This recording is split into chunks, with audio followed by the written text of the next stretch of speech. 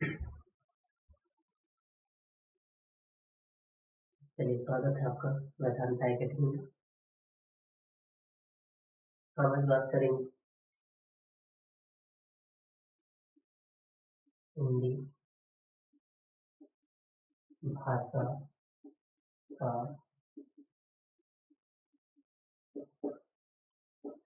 संवैधानिक संवैधानिक विकास। हिंदी भाषा का संवैधानिक विकास।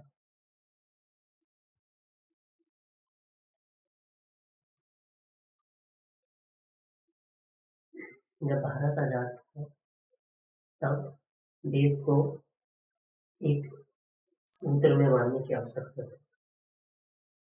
तो लोगों से संपर्क करने के लिए हमें एक ऐसी भाषा की जरूरत थी जो हम उन्हें एक भावनात्मक सूत्र में बांधने के लिए एक ऐसी भाषा की आवश्यकता थी जो उनकी एक समझ और भावनात्मक रूप में उपयुक्त हो। वह भाषा थी हिंदी। ठीक है, तो हिंदी का संवैधानिक विकास कुछ इस तरह है। सबसे पहले इसे संविधान संविधान सभा की समझ संविधान सभा की समझ मुंशी आयंगर ने प्रावधान रखा और जो भाषा से संबंधित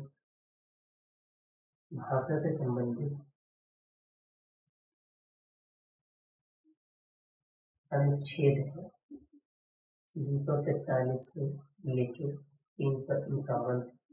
ये भाषाओं से संबंधित इसमें प्रावधान दिए गए हैं। संविधान के भाग 17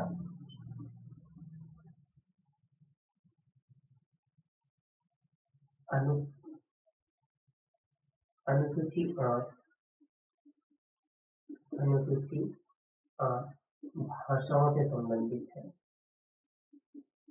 जब 26 जनवरी 1950 को संविधान लागू हुआ,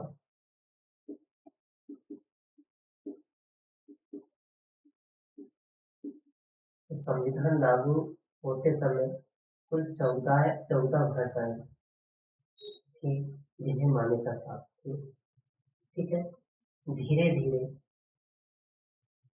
कुछ संशोधन हुए, कुछ संविधान संशोधन हुए और कुछ अन्य भाषाओं को जोड़ा गया। वर्तमान में इनकी संख्या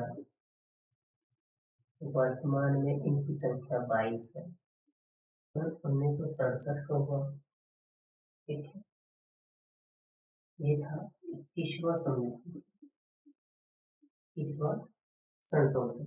इसमें 15वीं भाषा के रूप में सिंधी भाषा को जोड़ा गया।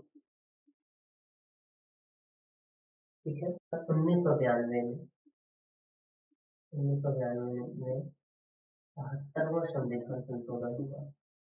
इसमें 3 भाषाओं को जोड़ा गया। वो 3 भाषा थी नेपाली, मणिपुरी और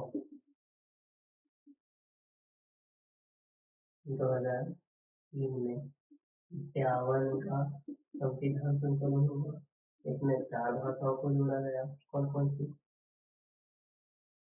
एक थी डोगरी, बोडो,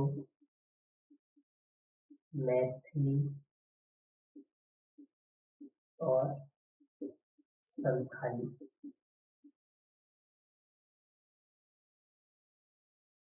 तो जब मुंशी आयंगर ने प्रस्ताव लाया संविधान सभा में, तो यह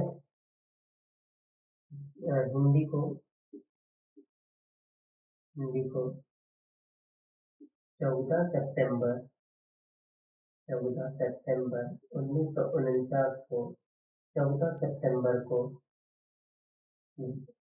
राष्ट्रीय हिंदी दिवस राष्ट्रीय हिंदी दिवस के रूप में मनाया जाता है। और यह 14 सितंबर को 1953 से मनाना प्रारंभ किया गया था। इसके द्वारा पंडित जवाहरलाल नेहरू के द्वारा। इसी प्रकार विश्व हिंदी दिवस प्रत्येक वर्ष 10 जनवरी को मनाया जाता है। पहली बार 2006 में विश्व हिंदी दिवस मनाया गया था। इसका प्रमुख रूप से हम योगदान दे सकते हैं हमारे पूर्व प्रधानमंत्री डॉक्टर मनमोहन सिंह जी को। ठीक है। विश्व हिंदी सम्मेलन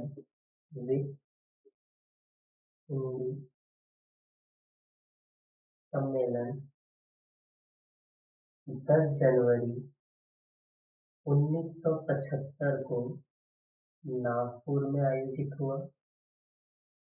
अब सवाल ये उठता है कि हिंदी राष्ट्रभाषा है या नहीं। तो यहाँ नोट करके लिख सकते हैं हम, हिंदी राष्ट्रभाषा नहीं है।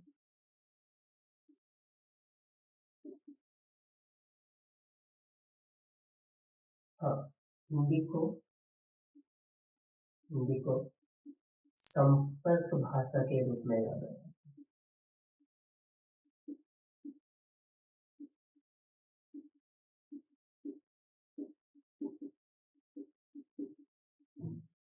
क्योंकि यह क्लास डेमो के रूप में आपके समझ प्रस्तुत की गई है। ये जो आपको चीजें दिख रही हैं अनुच्छेद 343 से 51 कैसे इसमें क्या क्या प्रावधान दिए गए हैं, है ना, यह आपको ऑफलाइन क्लास में बहुत अच्छे से बताई जाएंगी। यह एक डेमो के रूप में आपके समझ प्रस्तुत की गई है। आइए वेदांता एकेडमी में ध्यान दें, हमसे जुड़िए और एनपीटेल और स्कीम की तैयारी अच्छे से कीजिए। Thank you.